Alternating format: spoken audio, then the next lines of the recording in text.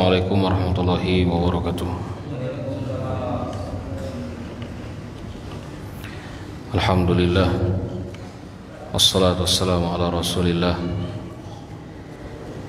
wa ala alihi wa ashabihi wa man tabi'ahu bi ihsanin ila yaumiddin.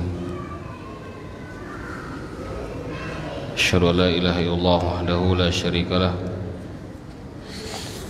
wa asyhadu anna Muhammadan abduhu wa rasuluh. Allahumma salli ala Muhammadin wa ala ali Muhammad kama sallaita ala Ibrahim wa ala ali Ibrahim wa barik ala Muhammad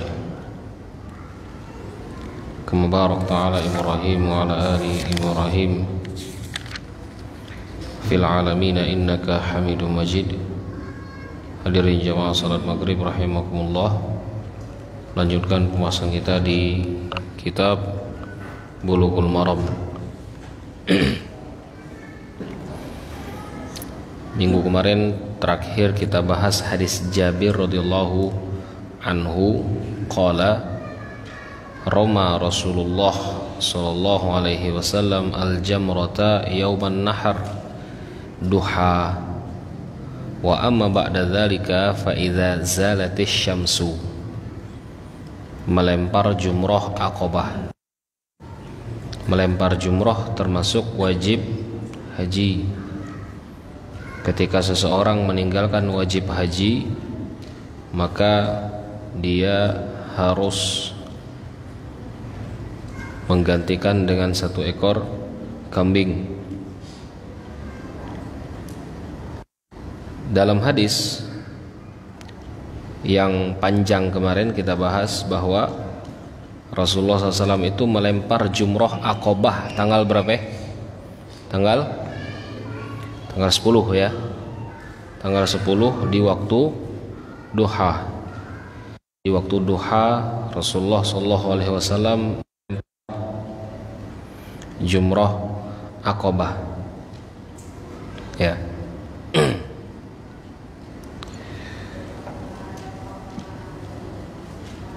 Dan boleh melempar jumrah ini, ya, boleh melempar jumrah ini sampai malamnya, atau sampai sebelum matahari tenggelam, ya, sebelum matahari tenggelam. Imam Nawawi pernah berkata, mazhabuna asy-Syafi'iyyah wa mazhabu Malik wa jamaahirul ulama annahu la yajuzu ar-ramy fi ayyami thalatha illa ba'da zawal. Tidak boleh melempar jumrah di hari tasyrik. Jadi melempar jumrah itu ada melempar jumrah Aqabah di tanggal 10, ada melempar jumrah di hari tasyrik yang 3. Tanggal 10 yang dilempar hanya jumrah Aqabah saja. Ya, hanya jumrah Aqabah saja. Melempar jumrah Aqabah kemarin kita bahas waktu melemparnya kapan? Awal waktunya. Awal waktu melempar diperbolehkan pertengahan malam ya. Kalau malam itu sudah masuk pertengahan yang kedua, maka dia sudah boleh untuk melempar jumrah. Afdolnya di waktu duha, afdolnya di waktu duha. Ada pendapat yang menyebutkan bahwa annal waqtul jawaz fi ramiha yadkhul qabla tulu'il fajr minal laili an-nahar wal mustahab ba'da tulu'i syamsi. Sebelum matahari terbit itu sudah diperbolehkan melempar. Nah, sebagian ulama menyebutkan pertengahan malam yang kedua itu sudah boleh dilempar jumrah Aqabah itu. Ya. Tapi afdolnya adalah setelah matahari terbit di waktu duha. Ya. Sampai kapan? Sampai habis matahari itu habis, itulah habis melempar jumrah Aqabah. Kemudian masuk tanggal 11. Masuk tanggal 11 ya. Masuk tanggal 11 itu sudah boleh belum melempar jumroh? Jumroh yang hari tasyrik lah boleh belum? Belum. Kelak dulu ngelempar. Melemparnya nanti besok pagi di siang hari ba'da zawal, setelah matahari itu tergelincir baru dilempar yang untuk tanggal 11-nya. Sampai kapan? Sampai besoknya lagi ya. Jadi mulainya itu ba'da zawal sampai kapan? Sampai 24 jam di sana. Tapi afdolnya adalah ba'da zawal sampai ghurub. Kalau sudah ghurub itu berarti tenggelam ya, sampai tenggelam matahari. Kalau setelah matahari itu masuk atau sudah masuk tanggal 13, maka dia qadha namanya. Maka dia melemparnya qadha. Qadha itu arti melempar tidak pada waktunya. Dan Rasulullah SAW memperbolehkan nanti kepada mereka-mereka yang mempunyai uzur. Ya, hadis setelah ini nanti. Ya.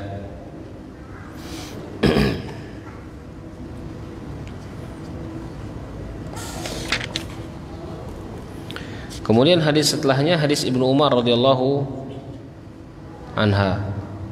anhuma annahu kana yarmi al-jamarah ad-dunya bi sab'i al-hasayat. Sesungguhnya Rasulullah sallallahu alaihi wasallam, ini riwayat athar ini ya, an Ibnu Umar radhiyallahu anhuma annahu kana yarmi, dia dulu, athar dari Ibnu Umar, dia dulu melempar jamroh ya dengan 7 batu, yukabbir ala ithri kulil hasah, dan dia bertakbir setiap kali selesai melempar asa itu ya. Kemudian thumma yataqaddam thumma yushil fayaqumu fayastaqbilul qiblah.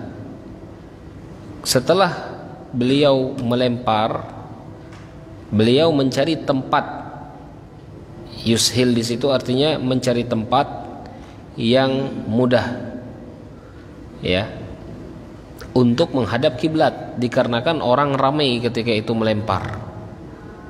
Jadi setelah melempar mundur, mencari tempat yang mempermudah dia itu menghadap ke arah kiblat dan berdoa kepada Allah Subhanahu wa taala. Tsumma yad'u, kemudian dia berdoa.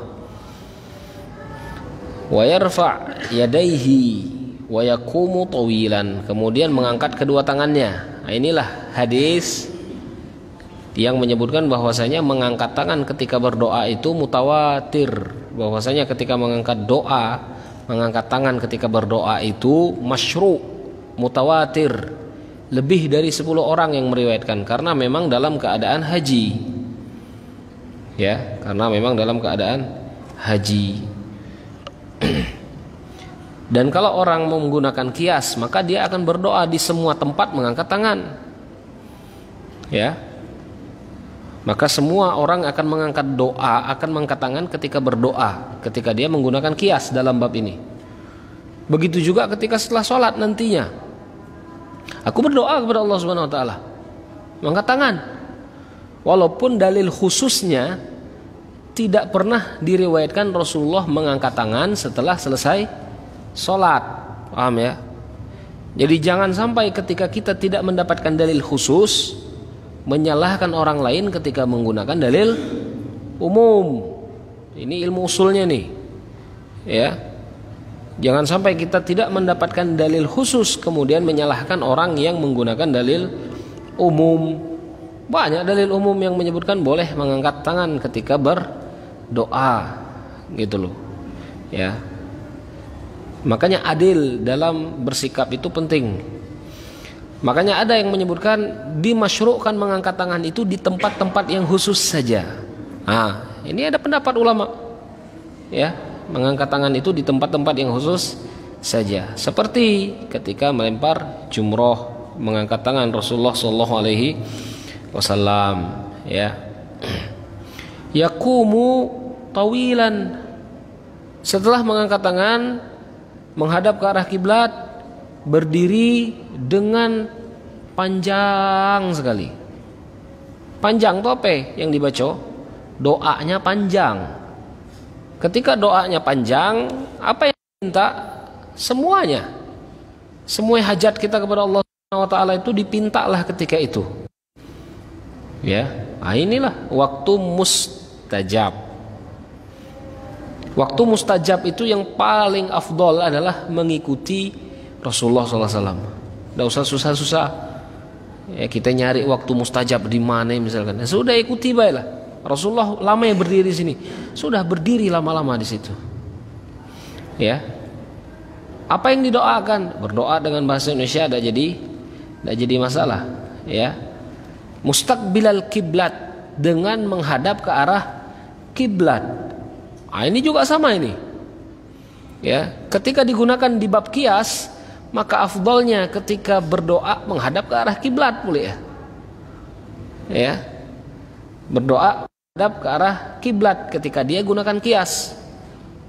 Maka jangan heran ketika misalkan ada yang misalkan ustadz ataupun ulama kelak menyebutkan ketika setelah selesai wudu kita membaca zikir. Apa zikirnya? Asyhadu an la ilaha illallah wahdahu la syarikalah wa asyhadu anna Muhammadan abduhu wa rasuluh. Allahumma ja'alni. Misalkan. Ketika itu kita berdoa. Ada sebagian ulama itu menganjurkan untuk menghadap ke arah kiblat. Kias. Jelas ya? Ini kias namanya.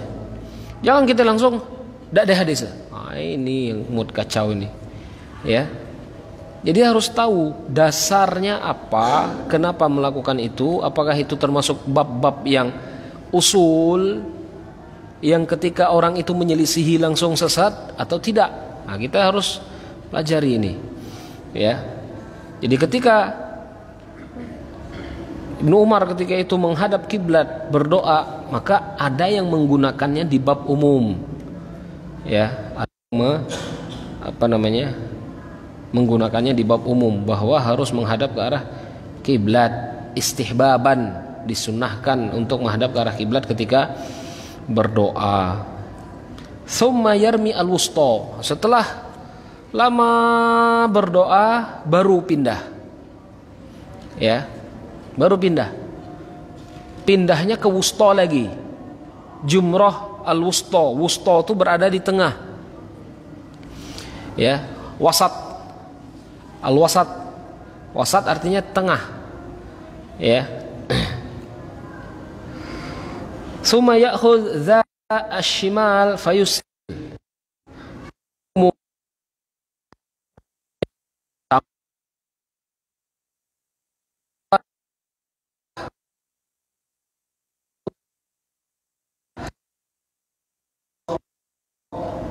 Ya. Menghadap ke arah kiblat lagi, mencari tempat yang mudah untuk menghadap ke arah kiblat, kemudian berdoa lagi. Ya. Tsumma yami jamratal aqabah min batnil wadi wa la yaqif indaha. Kemudian setelah jumrah ula al-wusta dilempar, maka setelah berdoa baru pindah ke jamrah aqabah. Ya. Ini tanggal berapa ini? Tanggal 11. Tanggal 11 melemparnya setelah matahari tergelincir. Ya, setelah matahari tergelincir. Setelah zuhur pun tidak jadi masalah.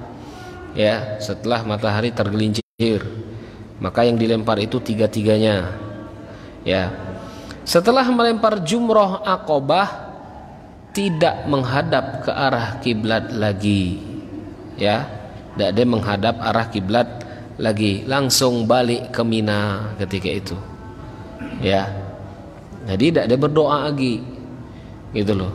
Setelah melempar jumrah aqabah, fayaqulu hakadza raaitu Rasulullah yaf'aluhu. Kemudian Ibnu Umar menyebutkan, seperti ini aku melihat Rasulullah melempar jumrah. Ya, seperti ini sifat Rasulullah SAW melempar jumroh. Imam Nawawi berkata, ajma'u ala anna min haitsu ramal jamra aqaba jaza. Kata Imam Nawawi, dari manapun kita melempar jumroh itu sah lemparan kita. Ya, dari manapun. Kalau misalkan dari posisi yang disunahkan, sunnah macam mana ya kemarin? Sebelah kanan Mina, sebelah kiri kiblat. Jangan halah. Ya, sebelah kanan ini Mina, sebelah kiri kiblat, Jamarot di hadap kita. Itu sunnah. Jangan terbalik. Ya. Itu sunnah. Jadi kalau misalkan kita muter ke sebelah sana kiblat, sebelah sini Mina, sah juga. Tapi sunnahnya sebelah kanan kita Mina, sebelah kiri Ka'bah. Itulah sunnahnya. Kalau sunnah ini ramai orang di sini, maka tidak jadi masalah kita putar ke sebelah sana. Ya, tidak jadi masalah, boleh. Dari manapun kita melempar sisi Jamarot itu sah lemparan kita. Ya, lemparan kita itu tetap sah.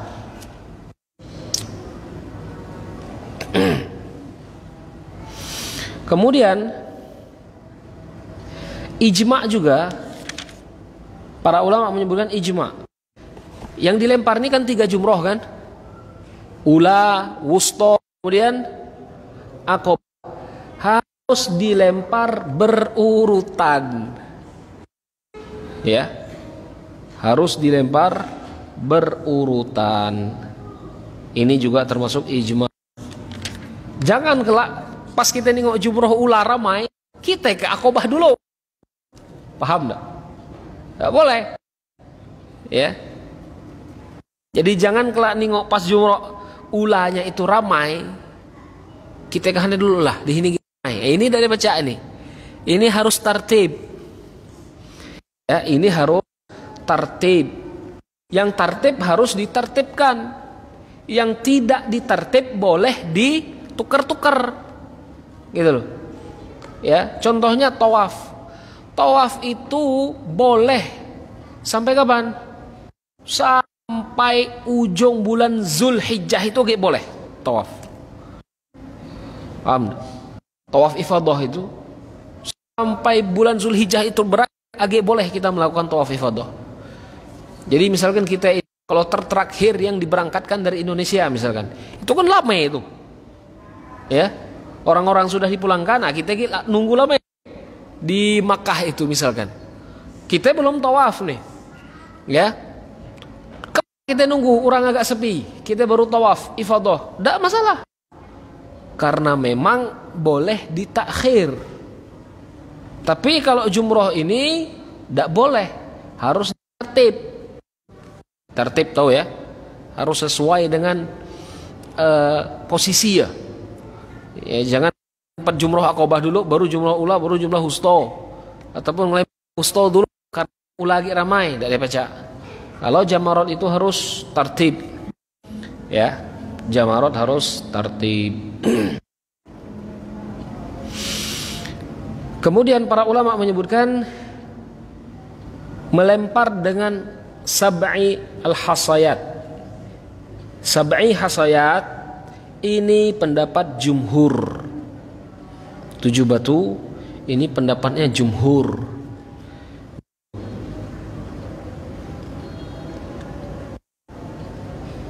Dan ini yang lebih aman, walaupun ada yang berpendapat boleh melempar Jamarot itu walaupun dengan 5 batu atau 6 batu.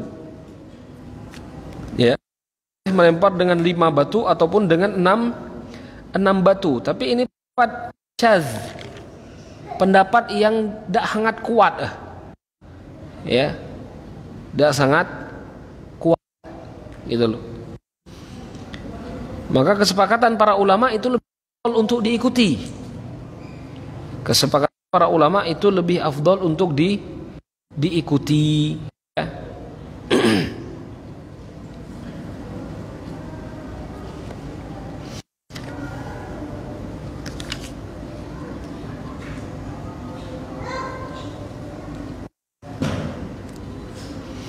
Kemudian besarnya haso itu bagaimana? Seperti jempol kita ini. Jangan gilik besar. Seperti jempol, ujung jempol kita ini. Nah, ini seperti inilah besarnya. Jangan gilik besar. Nah, macam ini. Jangan, ya. Seperti ini cukup. Atau macam bulin itu, kecil. Ya, apapun hasonya, apapun bentuknya, tidak jadi masalah. Ya, yang penting seperti ini dia. Dan harus dengan batu. Ya, harus dengan batu. Kalau kita mendapatkan tulang, jangan menggunakan tulang. Ya, di jalan kalau kita mendapatkan tulang, jangan menggunakan tulang. Kalau misalkan seperti ini, kita sudah menyiapkan batunya. Sebelum masuk ke tempat jamarot, kita sudah menyiapkan batu. Tahu-tahu pas dibuka batu to jatuh, kita lenyap tujuh, tahu-tahu jatuh sisa 5. Ya, apakah sah kita melempar dengan 5 batu? Tadi ada pendapat yang menyebutkan sah, tapi bahaya, kataku tadi itu. Bahaya ya, rawan menyelisihi jumhur, kataku tadi. Rawan menyelisihi jumhur. Maka ada pendapat yang memudahkan kita apa? Cari batu di sekitar itulah. Bekas-bekas orang pun tidak apa-apa. Paham tidak? Bekas-bekas orang, misalkan ada batu yang di bawah itu bekas-bekas orang, tidak jadi masalah kita mengambil batu di sekitar jamarot itu. Ya. Kalau kita belajar di mana yang ambil batu? Di Muzdalifah, benar tak? Ambil batu jadi mengambil batu di Muzdalifah itu bukan termasuk kewajiban dan juga bukan termasuk sunnah. Batu itu diambil di mana saja boleh. Ya, di mana saja batu itu diambil boleh. Makanya kalau kita nengok batu kita itu tahu-tahu jatuh kurang, kita lipat, ya. Kita cari batu di sekitar kita itu. Bahkan anak sendiri seperti itu. Aku ngerimbat jamroh dulu, tidak ada nyari batu di Muzdalifah. Di mana nyari batu? Di sekitar apa namanya? Di sekitar jamarot itulah. Masuk apa namanya? Lokasi jamarot, cari batu. 2 batu iko. Cari di batu. Ya. Bahkan misalkan ketika kita sudah melempar 7 nih. Kita berpindah dari jamarot ula ke jamarot usto. Setelah berdoa kepada Allah Subhanahu wa taala, kita cari batu boleh untuk melipat jumrah wustonya. Tidak masalah. Ya. Tidak jadi masalah. Jadi batu itu walaupun bekas orang melempar tidak jadi masalah. Jangan disamakan dengan air. Ada air mustakmal kalau dalam mazhab Syafi'i. Ya, jadi kalau batu bekas orang pun boleh untuk dipakai melempar jumroh. Ya, boleh dipakai untuk melempar jamrah.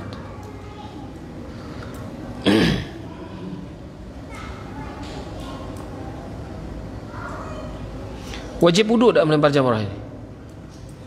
Wajib tak? Tidak ada wajib. Ya, tidak wajib wudu. Jadi semua kegiatan haji itu tidak wajib wudu kecuali tawaf dan sa'i pun tidak ada wajib, kecuali tawaf saja. Ya, kecuali tawaf. Wukuf di Arafah wajib wudu tak? Tidak ada wajib wudu. Ya. Kemudian di Mina wajib wudu tak? Ada wajib.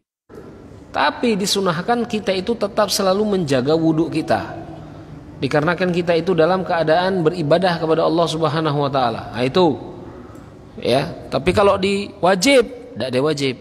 Jadi jangan kelak nuai gile nahan kencing, nahan apa takut kelak batal wudunya. Tidak ada jadi masalah. Ya, tidak jadi masalah. Bahkan Aisyah haid ketika haji. Haid itu hadas besar. Ya, Aisyah itu haid ketika haji. Bahkan ada yang melahirkan ketika haji. Kemarin ya kita bahas ada yang melahirkan. Hadis selanjutnya an Ibnu Umar radhiyallahu anhu anna Rasulullah sallallahu alaihi wasallam qala Allahumma arham al-muhallikina qalu wal muqassirin ya Rasulullah qala fi tsalitsati wal muqassirin. Ya. Ibnu Umar berkata, Rasulullah pernah mendoakan orang-orang yang membotak kepalanya. Nah tengok nih, hadis ini kita potong, kita taruh di bab yang lain, pecah-pecah butak baik kita, benar tak? Benar kan? Kalau kita taruh hadis ini di tempat lain, tak pernah belajar hadis, pacak-pacak kita botak baik. Ngapa? Karena Rasulullah SAW itu mendoakan al-muhallikin. Muhallikin itu apa artinya? Yang membotak kepalanya. Tapi ditaruh Ibnu Hajar di bab haji. Oh, maksud itu botak ketika tahallul. Benar kan? Ya, inilah bahaya belajar hadis kalau tidak ditaruh di babnya. Ya. Dan di situ kita itu memerlukan ulama-ulama yang nyusun hadis itu tadi.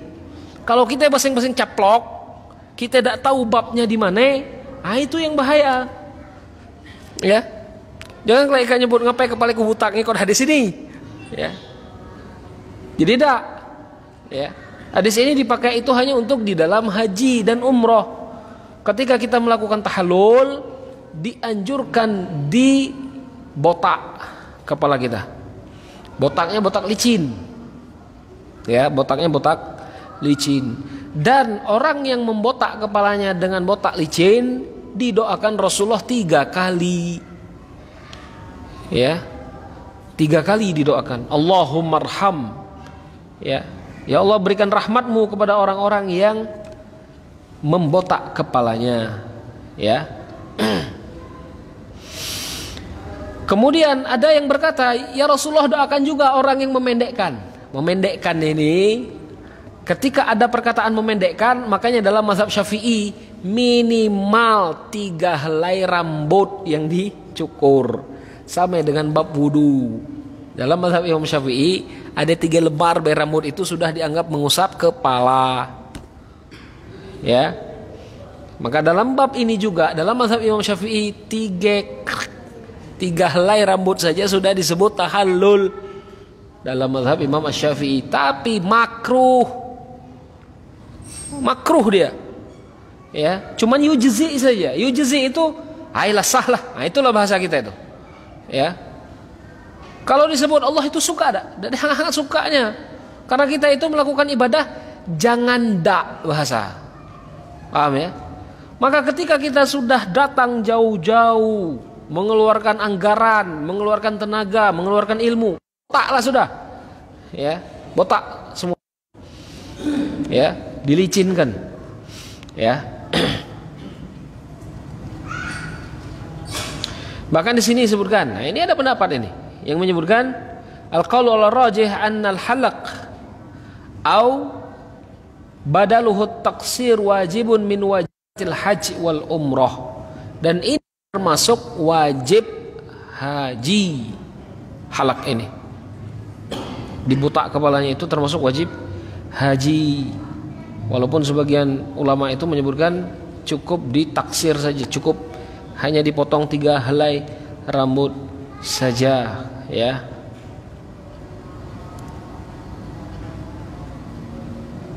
Dalilnya la tadkhuluna masjidal haram insyaallah muhalliqina ru'usakum wa muqassirin. Kalian akan masuk ke dalam Masjidil Haram itu dalam keadaan muhallikin, dalam keadaan kepala kalian itu sudah botak. Au muqassirin. Adapun sebagian dari mereka itu muqassir, yang memendekkan rambutnya. Ya. Fa wasafahum wa manna alaihim bidzalik fadalla ala annahu al-ibadah wa li'annahu du'a lil muhalliqin wal muqassirin wa fadala bainahum.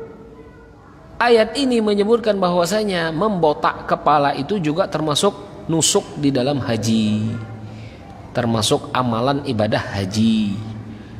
Ya. Walaupun hanya membotak kepala saja. Wa huwa mazhabu al-a'immah ats-tsalatsah.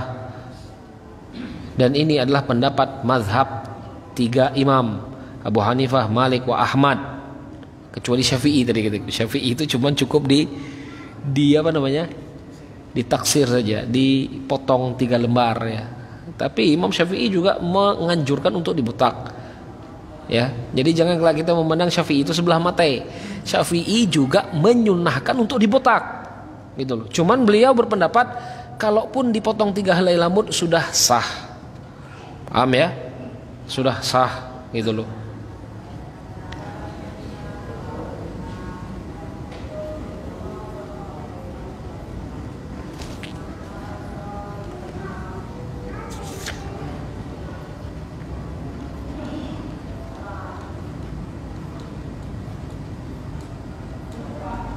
Qala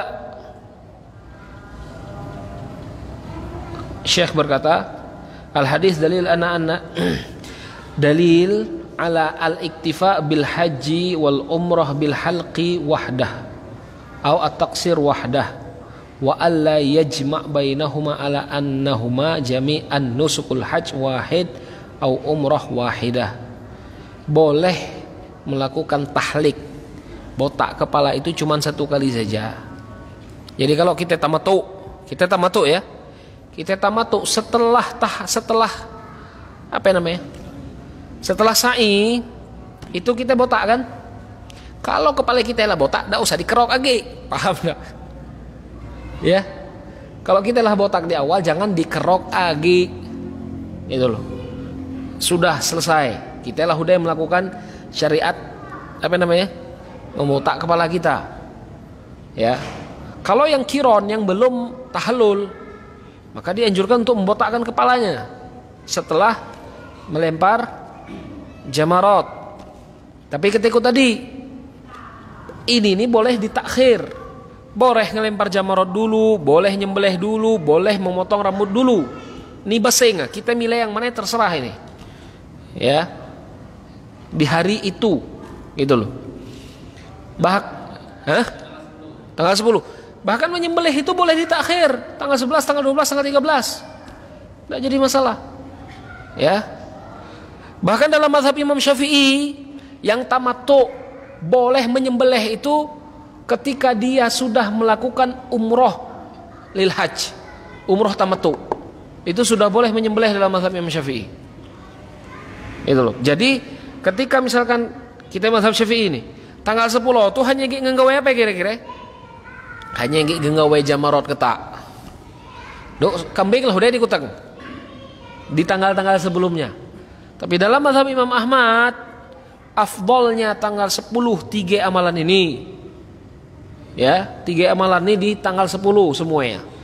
Ngelempar jumroh, botak kepala, menyembelih. Di mazhab Imam Ahmad. Ya. Ku kemarin pakai mazhab Imam Ahmad, 3-3-nya di hari ini. Ya, di tanggal 10 ini. Hah? Nyembelihnya kelak di sekitar situlah, sekitar Mina. Ada yang jual. Cuman kadang-kadang lah dikelompokkan. Ya. Lah dikelompokkan, ada yang menawarkan kadang-kadang, ada yang nak melidak. Kelak didata. Tinggal didata. Kemudian kambing kita itu sudah di tempat penyembelihan, ada yang nomor. Di hari itu kita nerima foto, ini kambing kalah udah dipotong. Nah, itu zaman kita ini. Gak ada yang makan daging, ya daging kita lah jadi catering, gitu loh. Jadi kalau zaman sekarang itu seperti itu. Tapi afdolnya kita yang membeli. Tapi ketika tadi musim haji itu, musim haji ini, kita kalah, nah itulah kalah bahasa bahaya.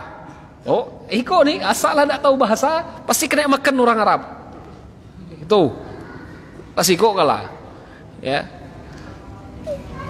Ada yang cara lain ini. Apa namanya? Pemerintah Saudi itu membuat bank khusus bagi mereka yang ingin membayar dam dan bagi mereka itu yang ingin membayar apa namanya ini tadi, kambing tadi.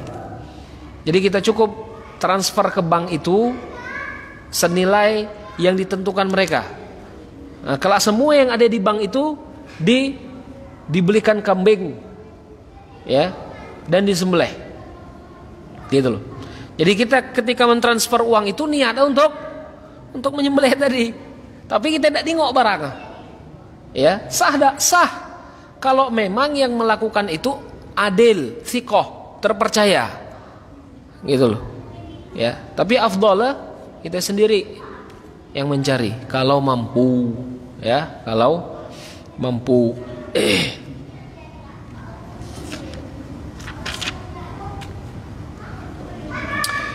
Hadis selanjutnya an Ibnu Abbas radhiyallahu anhuma, ani Nabi sallallahu alaihi wasallam qala laisa 'ala nisa'i halqun.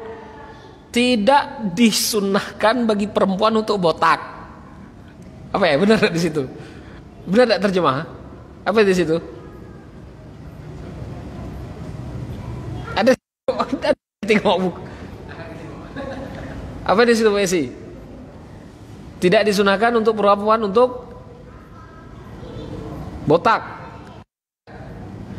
Jadi perempuan itu tidak disunahkan untuk mengikuti laki-laki, dibotak juga kepalanya, tidak perlu. Ya. Wa innama yuqassirunahu, tetapi dipendekkan saja. Tapi pendeknya pun jangan sampai pendek sampai ke laki-laki. Perempuan itu. Bagaimana perempuan? Perempuan itu cukup diikat semua rambutnya. Rambutnya itu diikat semuanya, kemudian di ujung rambutnya itu dikuncit. Cukup potong segini. Thread. Sudah. Paham ya? Itu bagi perempuan. Cuman perempuan-perempuan sekarang ini kadang-kadang tidak beliting deh. Dia mutong, dia ada orang laki. Ini tidak beliting maksud aku tuh. Rambut itu aurat bukan? Dia melakukan haji bukan? Nah, ini yang kadang-kadang dia melakukan sesuatu yang azim tetapi dengan bermaksiat kepada Allah. Ini yang salah kataku tadi itu. Motongnya betul, caranya salah. Kalau dia ingin motong, carilah tempat-tempat di mana orang laki itu tidak melihat mereka. Atau gunakan jilbab yang panjang, lebar, sehingga ketika misalkan rambut mereka dipotong di dalam jilbab itu tidak ada laki yang melihat. Ini dak jamaah haji Indonesia hungkep rambut bae belakang. Penang nengok. Ya. Keciri kan?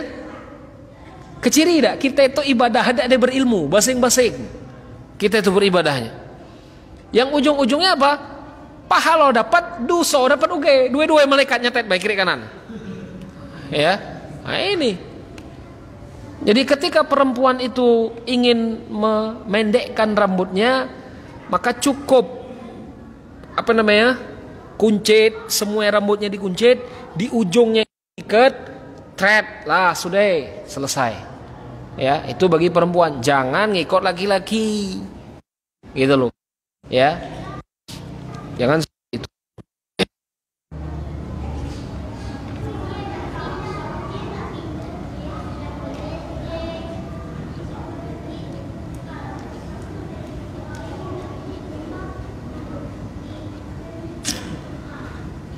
Hadis selanjutnya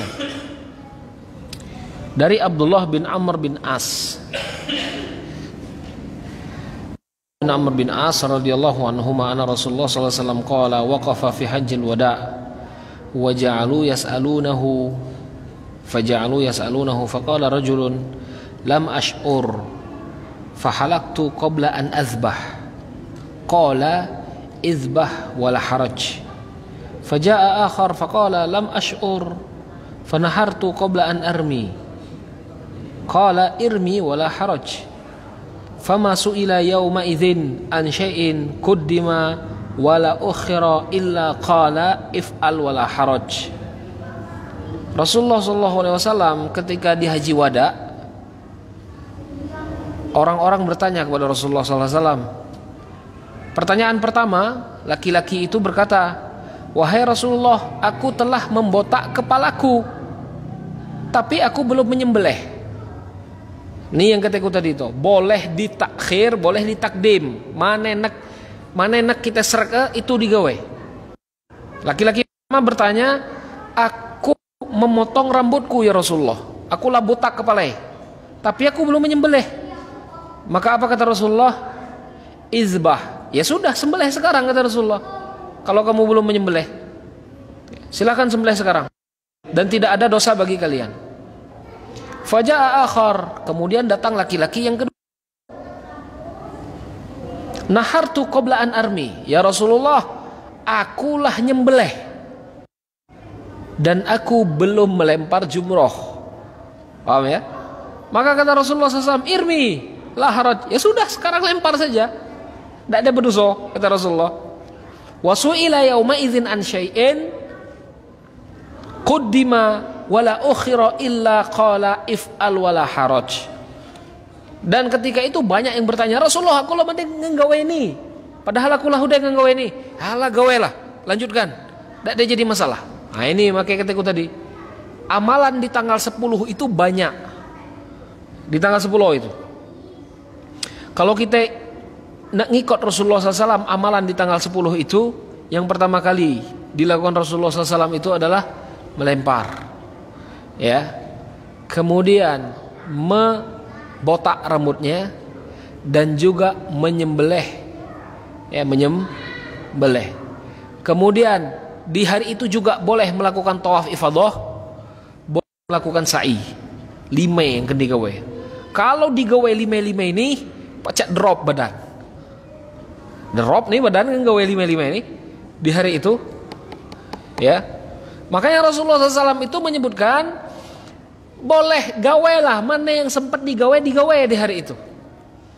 Jadi kalau misalkan kita nengok Jamarot ini penuh, lah kita pergi nyari kambing dulu, sembelihlah dulu, ya.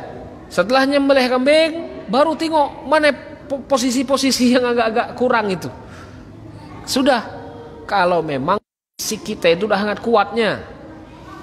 Adapun tawaf dan sa'i boleh ditakhir ketika tadi, jangan digawe di hari itu. Yang dikejar di hari itu 3 ini, ya, memotong rambut, kemudian jamarat, kemudian sesembelihan. Sesembelihan pun, misalkan ya, sesembelihan pun kalau tidak sempat nyari di hari itu, boleh besoknya lagi, boleh besoknya lagi, ya. Yang penting jangan keluar di hari tasyrik. Berarti yang paling penting di tanggal 10 itu apa ya? Jamarat. Itu yang paling penting, ya. Karena kalau jamarat ini keluar lena, lah liwat waktunya, berarti lah selesai, offset lah berarti, lah liwat, ya. Dan dia harus kodok namanya, diganti. Entah itu dengan mengganti dengan satu kambing ketika ditinggalkan, entah itu mengganti dilakukan di posisi tidak waktunya, kodok, ya. Ini seperti itu. Maka Rasulullah SAW ditanya tentang ini, ya.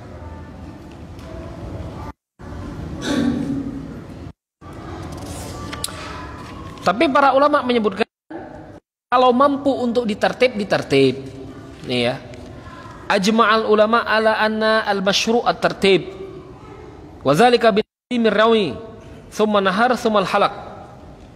Yang sunnah kata para ulama, ngeripat dulu, kemudian menyembelih, kemudian baru dibotak, ya.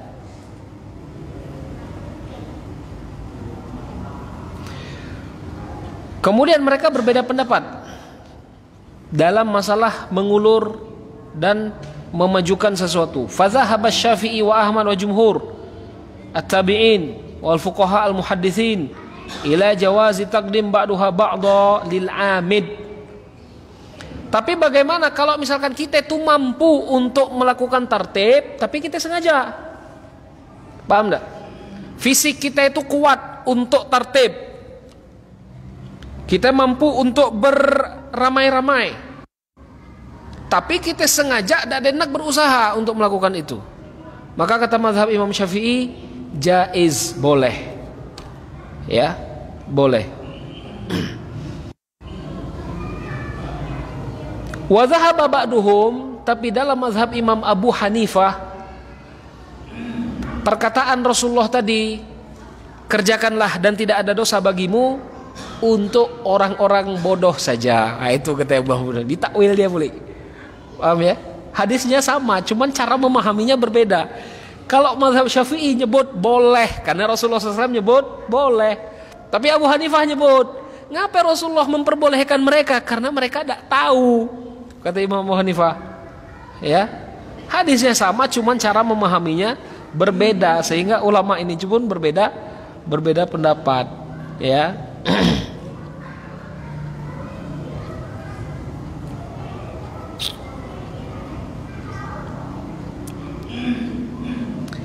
Tapi ala kulli hal ya, entah itu mana yang disunahkan tetap tertib ya.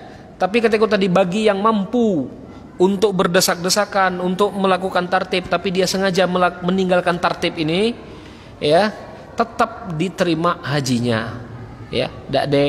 Tidak ada dosa bagi dia dan juga tidak ada tidak ada denda bagi dia.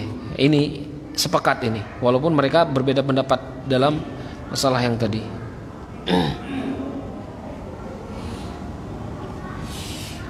Bahkan di hadis selanjutnya juga disebutkan an Al-Miswar bin Mahramah anna Rasulullah SAW qala anna Rasulullah SAW nahara qabla an yahlik wa amara ashabahu bidzalik. Rasulullah SAW itu menyembelih terlebih dahulu sebelum membotak kepalanya dan menyuruh para sahabat untuk melakukan hal tersebut.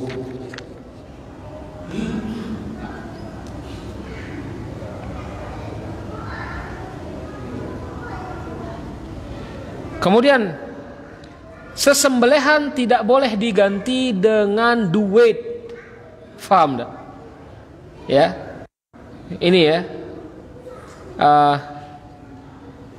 Majelis Hayatul Kibar Ulama tidak boleh mengganti sesembelihan dengan duit.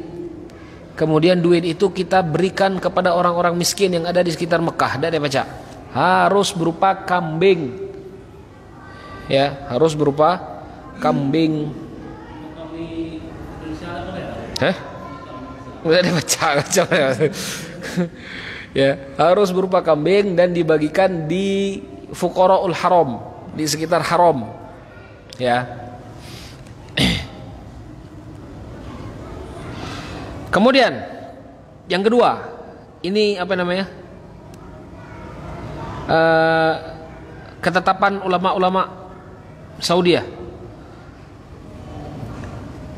La takhsis, la yukhassis adzabah bimina.